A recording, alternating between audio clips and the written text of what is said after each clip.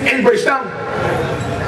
Why she don't come and do something about the people at Castle who got dirt floors, who got big toilets? Why she don't deal with the people at Greenfields, the people all out there so that suffering in Barbados, but she tell them the boardwalk and all these fancy upliftments for the rich and famous to look pretty. Why Barbados in the city suffering? I passed down through the Orleans recently. It has not changed in about 60 years, and the Barbados Party has been in power for almost all that time, running the as representative of the city. These are the facts, ladies and gentlemen. So when the opposition say enough is enough, it means that we have no confidence in this administration to do anything on behalf of the people of this country. Therefore, we have a fundamental duty to say to them, enough is enough of you. Give us the opportunity to work in the interest of the people of Barbados. That is what this opposition is telling you tonight.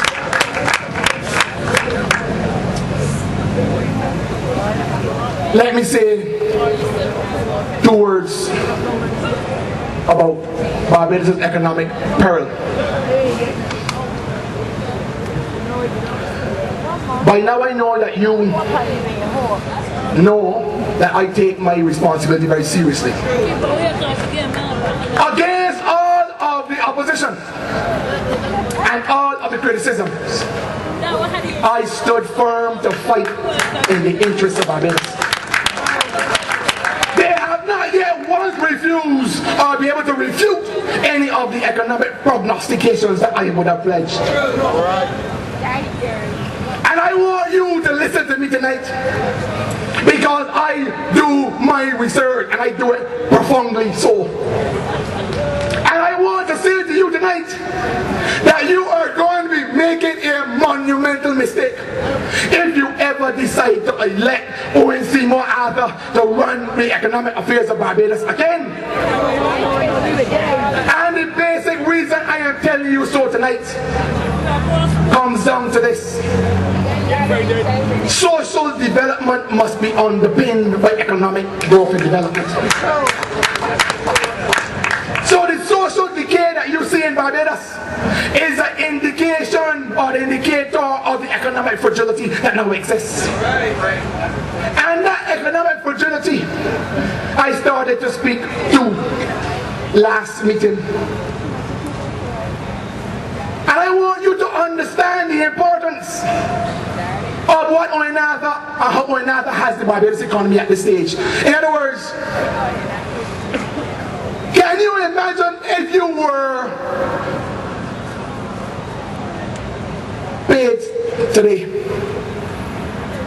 and you made $500 this week? Can you imagine that you owe $496 or that $500 in debt? Can you imagine that every single year, and for this financial year, this administration has to pay $682 million in debt? That is close to 40% of its revenue. Can you imagine that Owen Arthur has brought us to a point where this administration is spending $500 million more than it is collecting in revenue? If you were doing that, you would be bankrupt. Can you imagine that Owen Arthur has brought us to a point where we cannot even meet our external obligations? That means pay for our imports and pay our external debt together. We can't do it.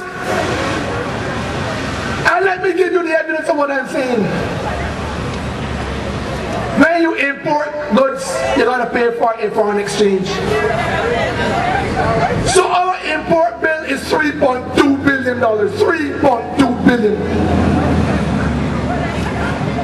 Our debt payment in foreign exchange this year is $280 million. So Oinalta has to look for approximately $3.4 billion to cover our external obligations. Do you know that in Barbados, based on the balance of payments document in the central bank, we only generate $2 billion? Which means that Oinalta has brought Barbados to a point where Barbados has to look for $1.5 billion in foreign exchange every single year. Where is he going to get it? He's going to sell it to for hardwood? Where is he going to get it from? Understand why I am telling you, you cannot put these people back in power. And if Oinalta was showing signs of changing his ways, all of you heard the man say he now wants to build a hospital for $700 million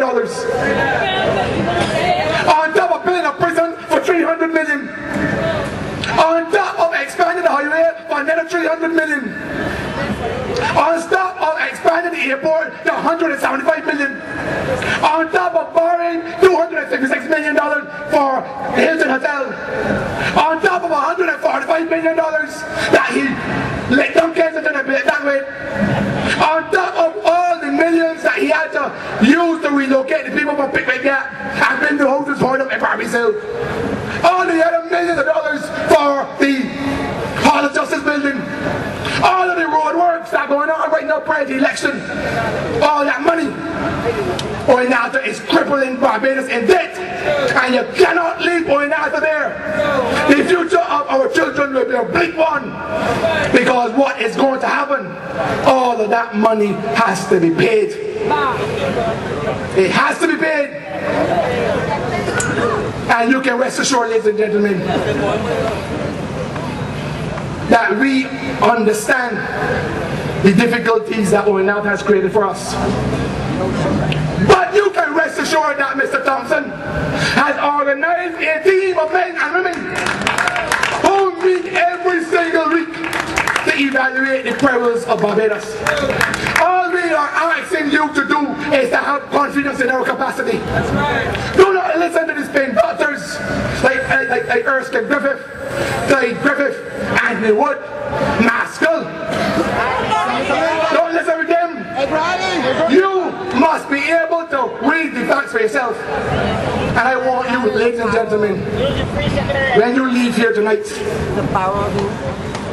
ponder on the fact that this is the legacy that the Barbados Labour Party has left for you and your children.